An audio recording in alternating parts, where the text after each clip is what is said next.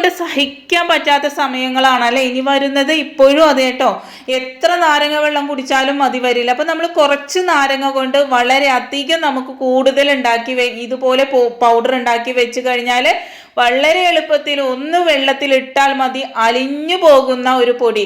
അത് നമുക്ക് ഗ്ലൂക്കോസ് പൊടി പോലെയൊക്കെ നമുക്ക് കുട്ടികൾക്ക് കൊടുക്കാം. വളരെ നല്ലതാണ്. വിറ്റാമിൻ സി വളരെ അധികം നല്ലതുപോലെ അടങ്ങിയിരിക്കുന്നതുകൊണ്ട് കുട്ടികൾക്കും നല്ലതാണ്. സിമ്പിൾ ടിപ്സ് ഈസി ലൈഫിലേക്ക് എല്ലാ കൂട്ടുകാർക്കും സ്വാഗതം. നല്ലൊരു ദിവസം നേർന്നുകൊണ്ട് നമുക്ക് നമ്മളുടെ വീഡിയോയിലേക്ക് പോകാം. ഞാനിവിടെ ഒരു 1/2 കിലോ നാരങ്ങയാണ് എടുത്തേക്കുന്നത്.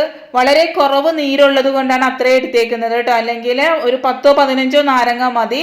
എന്നിട്ട് നല്ലതുപോലെ ഉപ്പിട്ട് കൊടുത്തതിന് ശേഷം നല്ലപോലെ കഴുകി എടുക്കണം കേട്ടോ. ഇതിൻ്റെ നമ്മൾ നീരും തൊലിയൊക്കെ എടുക്കുന്നതാണ്. അതുകൊണ്ട് തൊലി നല്ലതുപോലെ കഴുകി എടുക്കണം. ഒരു 10 മിനിറ്റ് വെള്ളത്തിൽ ഇട്ട് വെച്ചാലും വളരെ നല്ലതാണ്. നീര് നല്ല രീതിയിൽ തന്നെ കിട്ടുന്നതാണ് കേട്ടോ. ഈ ചൂട് സമയത്ത് നമ്മൾ ഏറ്റവും കൂടുതൽ കുടിക്കുന്ന നാരങ്ങ വെള്ളമാണ് അല്ലേ. എത്ര കുടിച്ചാലും മതി വരില്ല, ദാഹം കെടില്ല. അതുപോലെ തന്നെ നമ്മുടെ ശരീരത്തിനും വളരെ വളരെ നല്ലതാണ് ഈ നാരങ്ങ വെള്ളം കുടിക്കുന്നത് കേട്ടോ. നമ്മുടെ സ്കിന്നിനാണെങ്കിലും നമ്മളുടെ ഇമ്മ്യൂണിറ്റി പവർ കൂട്ടാനും വളരെ നല്ലതാണ് നാരങ്ങ വെള്ളം കേട്ടോ. ആരും സ്കിപ്പ് ചെയ്യരുത്, പൂർണ്ണമായിട്ട് കാണുക. ആദ്യമായിട്ട് നമ്മൾ നാരങ്ങ ഇതുപോലെ 2 മുറിക്കുക കേട്ടോ. എന്നിട്ട് അതിൻ്റെ നീര് മാത്രം എടുക്കുക. നിങ്ങൾക്ക് എത്ര ക്വാണ്ടിറ്റി ആണോ വേണ്ടത് അത്രയും നിങ്ങൾ എടുക്കുക. നല്ല നീരുള്ള നാരങ്ങയാണെങ്കിൽ നിങ്ങൾ 10-15 എടുത്താൽ മതി. അല്ലെങ്കിലാണ് നമ്മൾ കുറച്ചധികം ക്വാണ്ടിറ്റി, നമ്മൾ ഈ തൊലി കളയേണ്ട ആവശ്യമില്ല.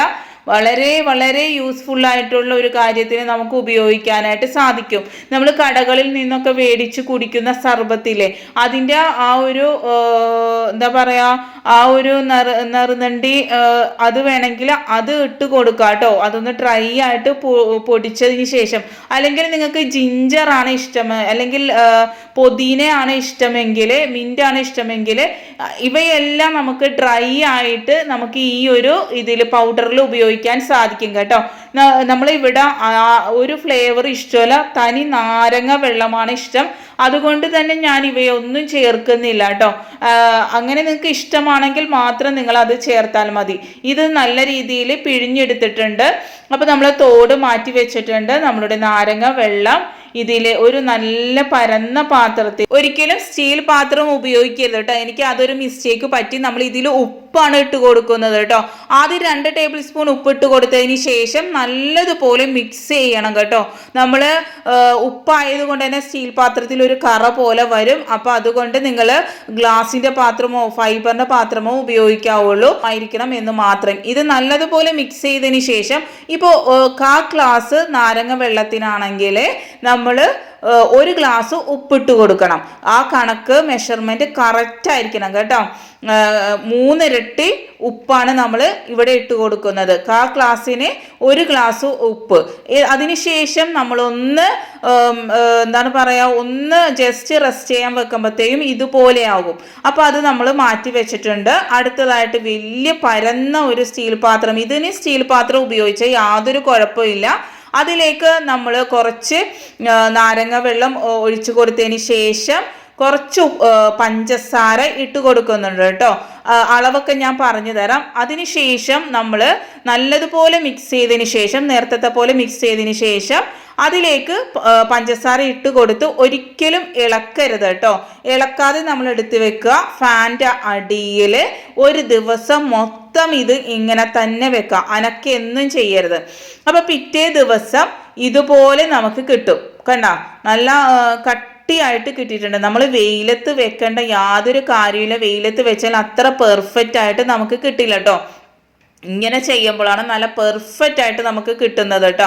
ഇത് നമ്മൾ ചെയ്തു വെച്ച വർഷങ്ങളായാലും കേടുകൂടാതെ തന്നെ നമുക്ക് ഉപയോഗിക്കാൻ പറ്റും.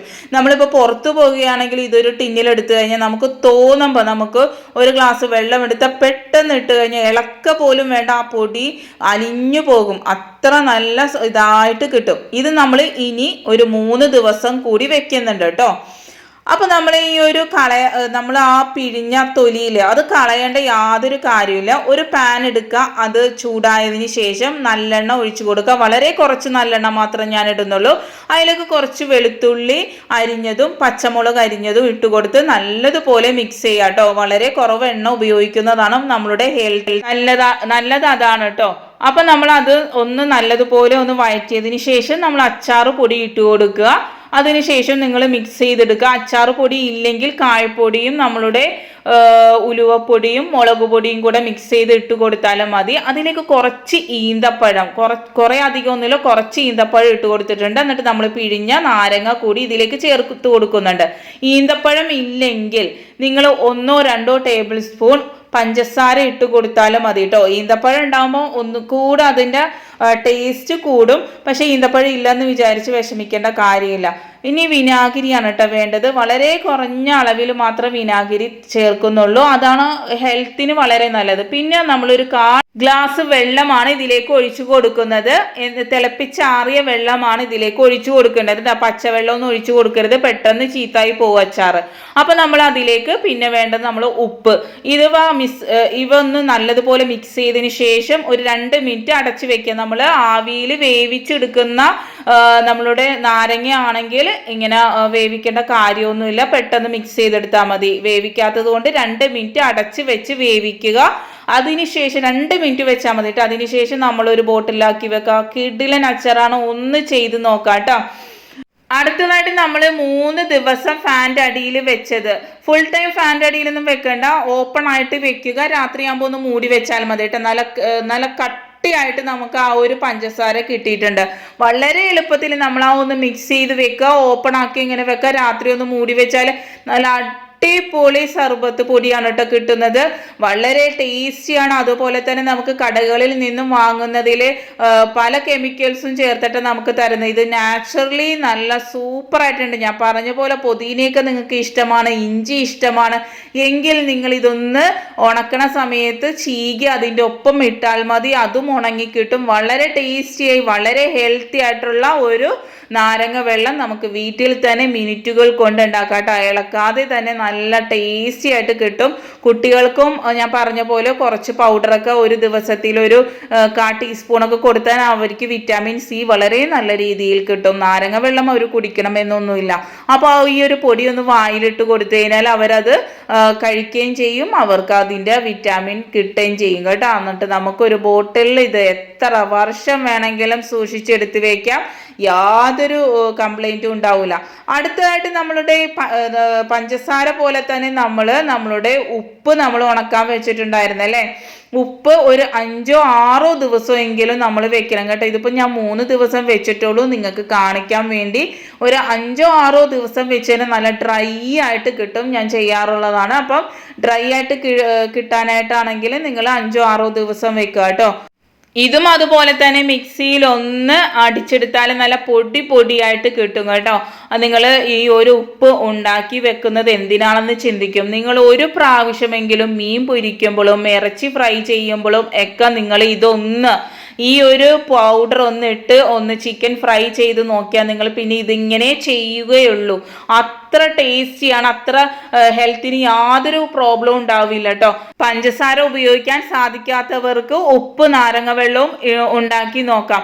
അതുപോലെ തന്നെ അജിനമോൾട്ടൊക്കെ ഇട്ടുണ്ടാക്കുന്ന ഭക്ഷണം നമ്മളെ ഹെൽത്തിന് വളരെ ദോഷകരമാണ്. പക്ഷെ അതിൻ്റെ ഒരു ടേസ്റ്റ് കിട്ടുന്ന ഒരു നാരങ്ങ ഉപ്പ് പൊടിയാണ് കേട്ടോ. തീർച്ചയായിട്ടും എല്ലാവരും ചെയ്ത് നോക്കുക. Thanks for watching. Next time നല്ലൊരു വീഡിയോയുമായി വരാം.